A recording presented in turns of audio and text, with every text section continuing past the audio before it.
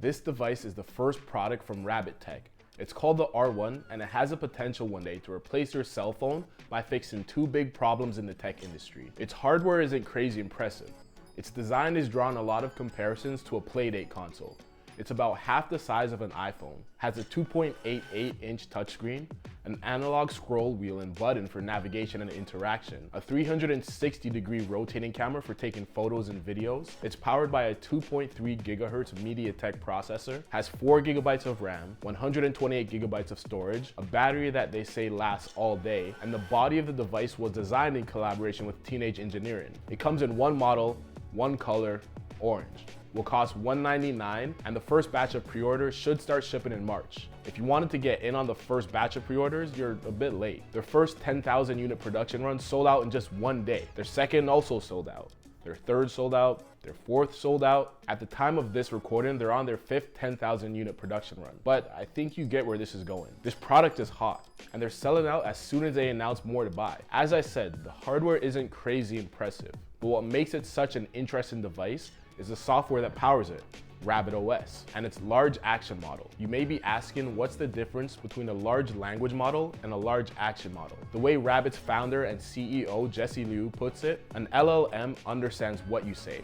An LAM gets things done. They bring AI from words to action. Rabbit is looking to address two problems in the tech world. Problem one, LLMs are great at understanding questions and giving you answers to them, but they don't help you besides that. The problem with ChatGPT and other LLMs is they can understand you, they can come up with answers to your questions, but that's all they can do. Problem two, there are too many individual apps on your phone that don't communicate with each other, which means you have to do too much tapping back and forth. They also see modern day phones as mainly a distraction, an effective way to kill time instead of a productivity device. To address the LLM problem, they created their LAM, a term I've never heard of before Rabbit. It can do things like booking rides, booking travel trips, buying groceries. It also has a training mode through their rabbit hole portal, so you can teach it to do new tasks for you. So the possibilities of what it can do are essentially limitless. To address the cell phone problem, they said that after building such a powerful LAM, they decided to build a device around it, and that's where we get the R1. You can use a 360-degree camera to take pictures of your surroundings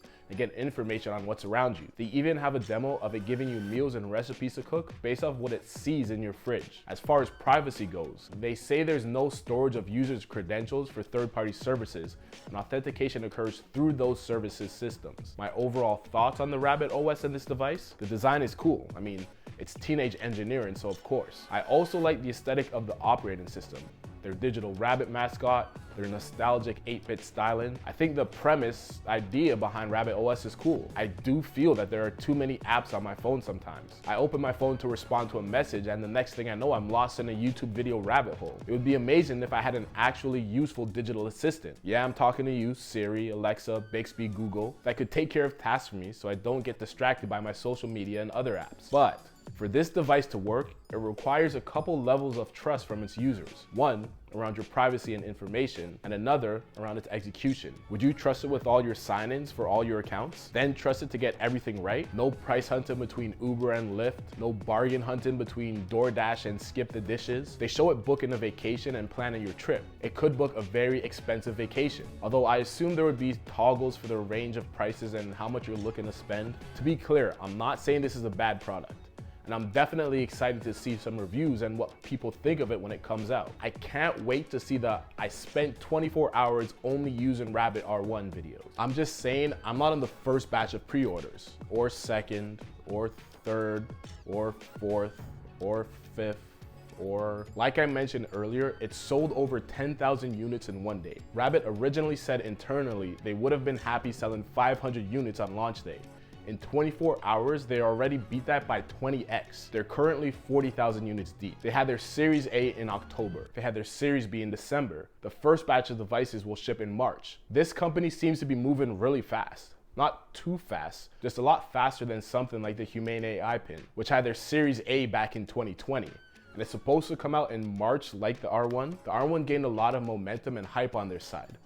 but I still have a few questions. What other kinds of cool hacky things do you think this could get repurposed for? I'm sure someone might try it out as a gaming monitor, maybe get Super Mario running on it. I tried playing Cyberpunk on a Rabbit R1. Would you be interested in a premium version with aluminum, an OLED screen, high amp headphone jack, micro SD card slot, color LED, better camera? I personally would prefer a scroll wheel like the old Blackberries. Do you think this is a viable product or just a feature?